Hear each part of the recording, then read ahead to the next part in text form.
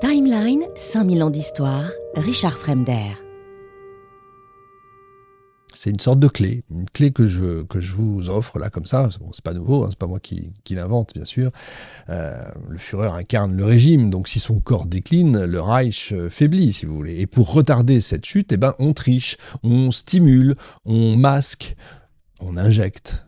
Hitler n'est pas le seul à tomber dans cette spirale, bien sûr, mais lui, c'est quand même le sommet, le point central du pouvoir. Sa dépendance devient tout simplement le baromètre secret de la chute. À mesure que la guerre tourne mal, les doses vont augmentant. La cocaïne est injectée dans ses yeux pour soulager carrément une infection. Le caudal devient quotidien. La pervitine s'ajoute au cocktail. En 1944, selon les analyses des carnets de Morel, Hitler est un toxicomane complet, un poly-intoxiqué.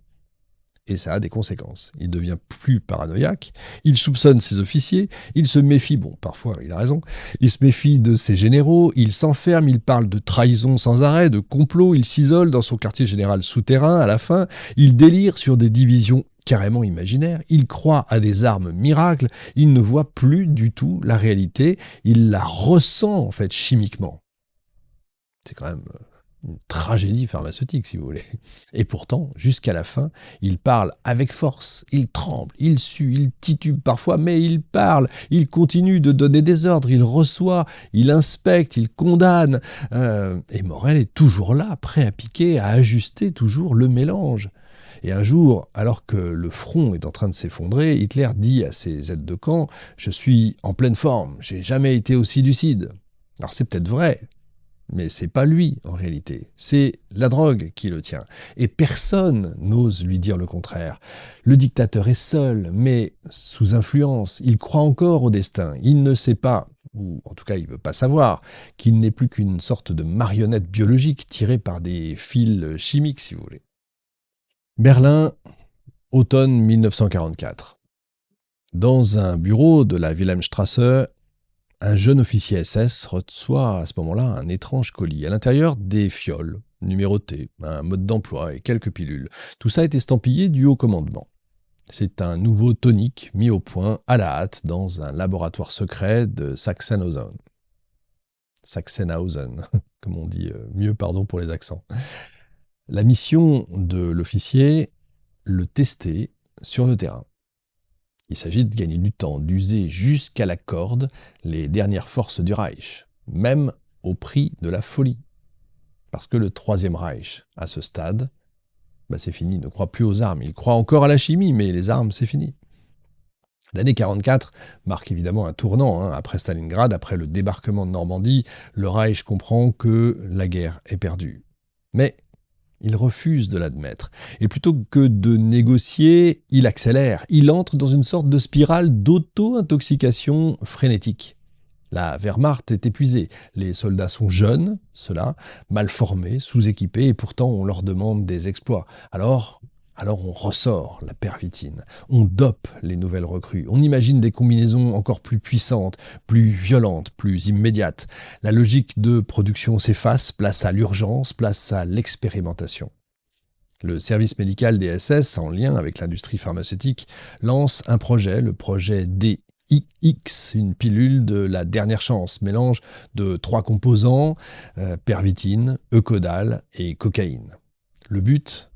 Supprimer sommeil, douleur et peur. Créer, si vous voulez, encore une fois, une sorte de super combattant. Une bête de guerre mécanique, capable d'endurer l'enfer jusqu'au bout. Et pour tester ce poison de synthèse, on utilise, vous l'imaginez bien, des déportés.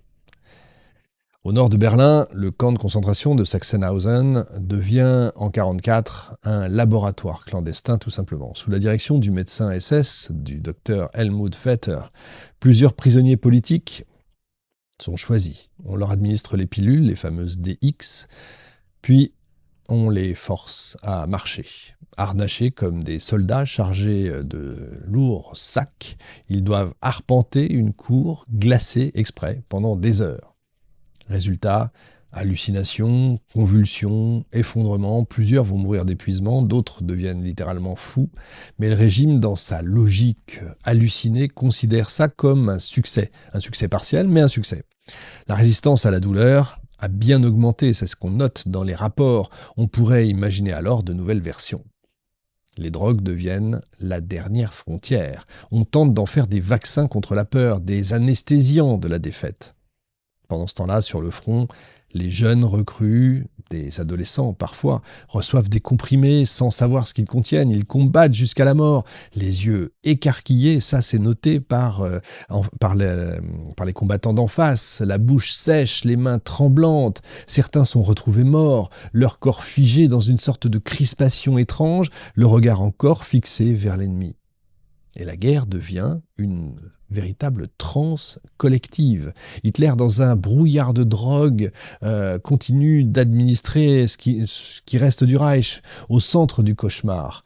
En 1944, son état physique est catastrophique, ça on connaît, hein. Il souffre de tremblements violents, de spasmes, de diarrhée incontrôlable, il peut plus se déplacer qu'en claudiquant, il dort mal, il mange quasiment plus, il rumine sans fin, et pourtant chaque jour, le médecin, Morel, continue ses injections.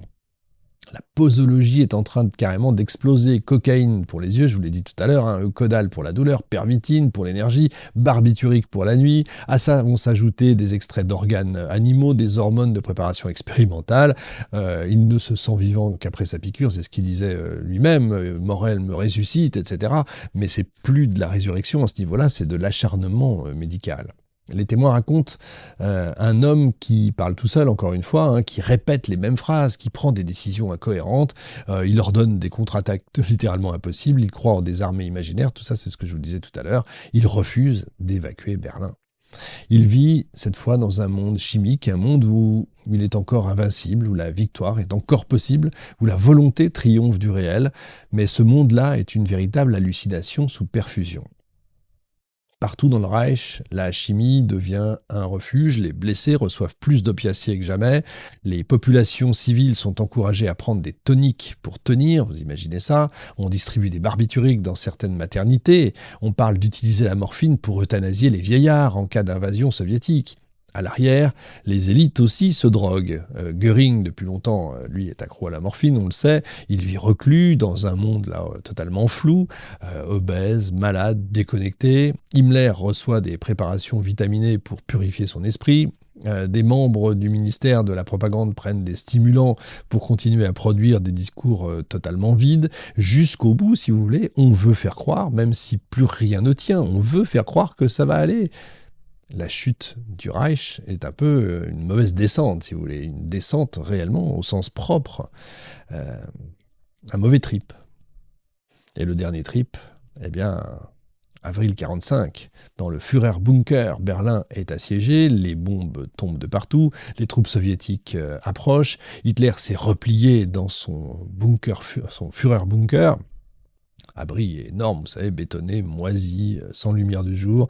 Il va vivre reclus comme ça, enfermé, blafard, uniquement soutenu par les doses de son médecin. On tente une dernière parade, on l'informe qu'une colonne allemande va le libérer. Alors il y croit, il parle encore carrément de contre-offensive, il pense que la loyauté du peuple va triompher, mais ses ministres défilent, résignés, certains pleurent, d'autres sont déjà en train de se suicider. Et Morel continue lui d'injecter cocaïne, Eucodal, glucose, l'ultime cocktail, en fait. Et puis un jour, Hitler le fait congédier, sans explication. Peut-être parce qu'il sait, peut-être parce qu'il veut choisir sa fin, ou parce qu'il ne supporte plus d'être vu aussi dépendant, on ne sait pas. Timeline, 5000 ans d'histoire, Richard Fremder.